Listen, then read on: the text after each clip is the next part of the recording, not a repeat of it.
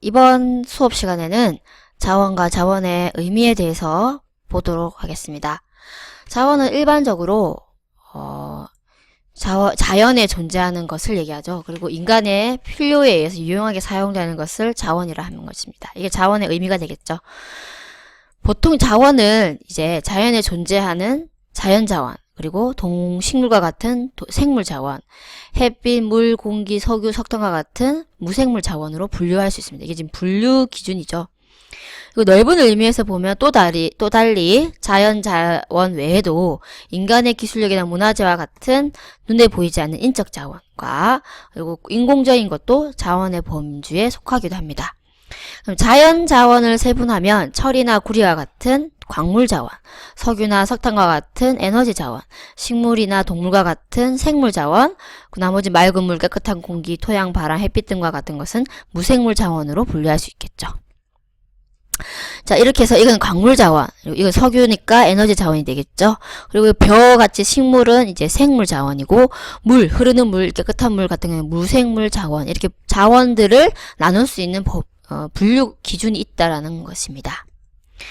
자원은 재생 가능 여부에 따라서도 나뉠 수가 있는데, 그래서 크게 재생 가능 자원과 두 번째가 재생 불가능한 자원으로 나뉠 수도 있다는 것입니다. 그래서 재생 가능한 자원은 인간이 사용하더라도 없어지지 않거나 자연적인 과정에서 계속해서 사용할 수 있는 자원이에요. 예를 들면 태양 에너지죠. 이거는 우리가 계속 받고 있는 거죠. 태양 에너지는 무한정 쓸 수 있는 거죠. 그리고 토양도 마찬가지입니다. 그리고 물도, 깨끗한 물도 정화되면 계속 사용될 수 있죠. 그리고 공기도, 동물과 식물 등도 마찬가지예요. 근데 재생 가능한 자원 중에 그 중에는 공기라든지 태양에너지 그리고 바람 등은 거의 무한하게 사용할 수가 있어요. 근데 이 중에서 동식물과 공기 빼고요. 동식물과 그리고 토양 그리고 물 같은 경우에 동식물과 비옥한 토양, 맑은 물 같은 경우에는 자연의 회복 능력을 넘어갈 정도로 너무 더럽혀지면 재생 가능 여부가 이제 불투명해진다는 거죠. 이러한 자원을 잠재적 재생 가능한 자원이라고 하는 것입니다. 자, 그래서 잠재적 재생 가능한 자원은 인간이 필요 이상으로 남용하여 재생률 이상으로 사용할 경우에, 그러니까 돌이킬 수 없을 정도 너무 오염도가 심하게 사용해버리면 물이라든지 토양이라든지 동식물 같은 게 멸종돼 버리면 회복 불가능한 상태에 도달할 수가 있죠. 그래서 한번 사용하면 다시는 사용할 수 없는 회복 불가능한 상태에 도달할 수 있다는 게 재생 가능한 자원이고, 재생 불가능한 자원은 한번 사용하면 다시는 사용할 수 없는 자원을 재생 불가능한 자원이라고 합니다. 재생 불가능한 자원은 자연적인 과정에 의해 재생될 수 없거나 재생률이 너무 느린 비효율적인 자원을 말합니다. 그래서 석탄, 석유, 천연가스와 같은 화석 연료는 한번 써버리면 다시 돌이킬 수가 없죠. 그리고 철, 구리, 알루미늄, 우라늄과 같은 광물 자원도 한번 써버리면 다시 원래대로 처음 상태로 되돌릴 수 없기 때문에 이러한 자원들을 재생 불가능한 자원이라 하고, 앞에서 봤던 재생 가능한 자원 중에서는 이제 이렇게 태양에너지 그다음에 공기 이런 것들을 무한정 쓸 수 있는 재생 가능한 자원 중에 무한정 쓸 수 있는 것이고, 재생 가능한 자원 중에서도 토양이라든지 물이라든지 동물과 식물 등은 재생 가능하긴 하지만 그 한계점을 넘어가 버릴 정도로 오염이 돼버리면 재생 불가능한 상태로 돼버리기 때문에 이것을 잠재적 재생 가능한 자원이라고 했었습니다. 지금까지 한 내용은 다 자원의 분류 기준들이었죠. 그럼 인류의 자원을 인류가 어떻게 이러한 자원들을 사용해 왔는지를 보면, 역사적으로 인류가 주로 사용하는 에너지는 시대의 생활에 따라 서서히 변화되어 왔습니다.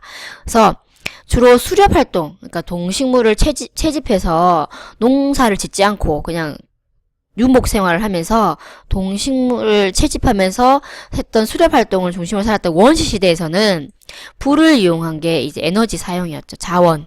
그리고 그 이후에 이제 한 곳에 정착을 하면서 소나 말을 사용해서 가축을 사용하거나 물이나 바람, 물레방아라든지 풍차라든지 이런 자연의 힘을 이용한 것은 농경과 목축을 중심으로 살았던 때죠. 그래서 그때는 자연 에너지를 이용하게 되었던 것입니다.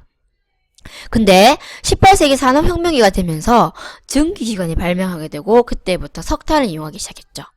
이후 광물 자원을 이용해서 강물 자원을 이용할 수 있는 기술 발달이 이루어지고, 그래서 석유, 천연가스 등의 화석 에너지를 사용하게 됨으로써 산업이 크게 발전했죠. 그래서 자동차와 비행기가 만들어지면서 교통수단이 획기적으로 발전하게 됩니다. 20세기 들어서면 이제 어떤 변화가 일어나냐면 컴퓨터가 만들어지게 되죠. 과학과 기술이 점점 발달되면서 전기를 이용하는 범위가 더욱 확대되고, 그래서 컴퓨터를 이용한 정보화 사회가 도래하게 됩니다. 그리고 마지막으로 원자력을 이제 이용하게 되죠. 우라늄 같은 이제 방사능 물질을 이용한 원자력을 이용하게 되면 기술이 개발되면서 원자력 발전소로부터 전기 에너지를 얻게 되는 거죠. 그러니까 이전에는 이제 풍차라든지 물이라든지 수력을 이용해서 전기를 발전시켰다면 이제 거기에 한계점이 드러나니까 이제는 이제 원자력을 가지고 전기 에너지를 수급하게 되었다는 것입니다. 그래서 한 사람당 에너지는 지금 불, 그 다음에 자연 에너지 이렇게 되면서 이제 에너지 사용량이 점점 시대를 지나갈수록 점점 높아지고 있다는 것을 알 수가 있겠죠. 그래서 우리는 점점 더 많은 에너지를 요구하면서 살고 있다는 것입니다. 인류가 역사적으로 특정한 자원을 집중적으로 이용하며 나타나는 문제점이 있겠죠. 중요합니다. 농경 문화가 정착되면서 생물종이 다양성이 떨어지게 되겠죠. 변화시켰고 산림 파괴가 토양의 질을 약화시켰어요. 그리고 산업혁명기부터 현대에 이르기까지 집중적으로 이용하고 있는 석탄, 석유와 같은 화석연료 사용의 급증은 인간의 삶을 풍요롭게 했지만 대기오염과 지구온난화 같은 환경 문제를 일으켰죠. 그리고 화석 에너지 자원의 고갈을 걱정하게 되었고 폐기물이 급증되면서 자연을 오염시키는 문제가 대두되게 되었습니다. 그래서 이러한 자원이 이제 고갈되는 데 문제점이 일어나는 것이 철, 구리와 같은 광물 자원과 석유, 석탄과 같은 화석 에너지, 우라늄을 이용한 원자력 에너지를 주로 사용하고 있는데 이러한 자원은 그 양이 한정되어 있으므로 재생 불가능한 자원이 언젠가는 고갈되기 마련이죠. 그래서 재생 불가능한 고갈성 자원을 앞으로 얼마나 이용할 수 있는가를 이제 이 표로 나타내주고 있는데 경제적이고 이제 확인되어 있는 석탄, 석유 이런 것들은 이제 보유 자원이 되겠죠. 근데 얼마 안 됩니다. 그 양은. 근데 발견됐긴 했지만 이것을 연료로 사용했을 때 그게 경제적인지는 아직 좀 미지수이기 때문에 그러한 자원을 이제 잠재적 보유 자원이라 그래요.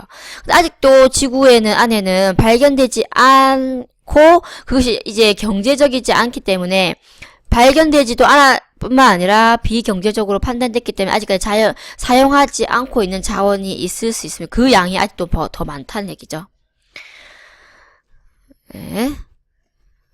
그래서 자원을 위기금과 같이 경제성과 사용 가능성 그리고 아직 인류가 발견하지 못한 자원으로 분류할 수가 있는데요. 종이 쳐버렸네. 잠재적 보유 자원은 발견되었지만 경제적이지 못해 아직 사용하지 못하고 있는 자원.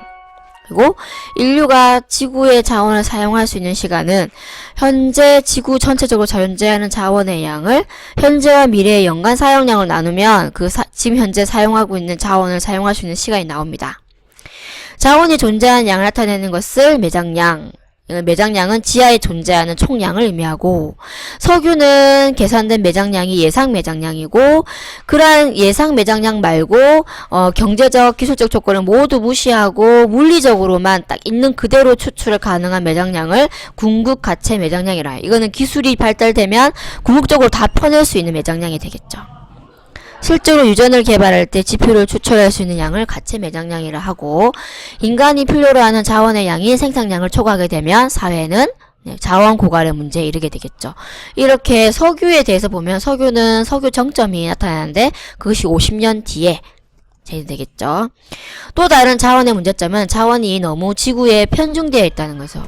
그래서 문제점은 갈등을 일으키게 되고 영유권 분쟁이 일어나게 되겠죠. 석유 때문에. 특히 중동에 집중되어 있어요. 65%가. 그래서 거의 대부분을 수입에 우리나라를 의존하고 있죠. 이것이 문제점이 되는 것입니다. 우리나라는 석유가 나지 않으니까. 이런 내용을 바탕으로 본 수업 시간에 공부해 보도록 합시다. 수고하셨습니다.